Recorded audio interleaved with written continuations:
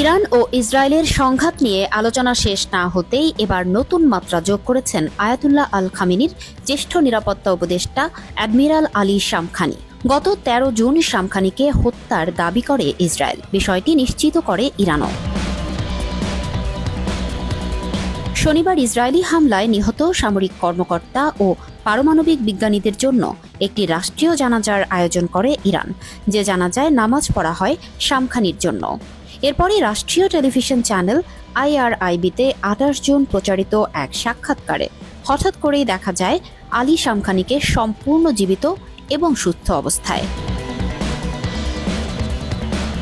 একই দিনে তিনি অংশ নেন নিহতদের সম্মানে আয়োজিত জানাজা অনুষ্ঠানেও, যার ছবি প্রচার করেছে ইরানের রাষ্ট্রীয় টেলিভিশন IRIB।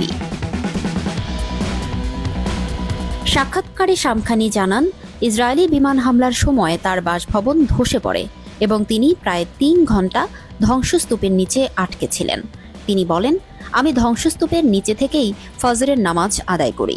প্রথমে ভেবেছিলাম এটি ভূমিকম্প, কিন্তু যখন গাড়ির শব্দ শুনি তখন বুঝতে পারি যে এটি একটি সামরিক হামলা ছিল। এর আগে ইরানের সরকারি বার্তা সংস্থা ইরনা সহ বিভিন্ন সংবাদ মাধ্যম জানিয়েছিল শামখানি নিহত হননি, বরং গুরুতর আহত অবস্থায় হাসপাতালে চিকিৎসাধীন ছিলেন।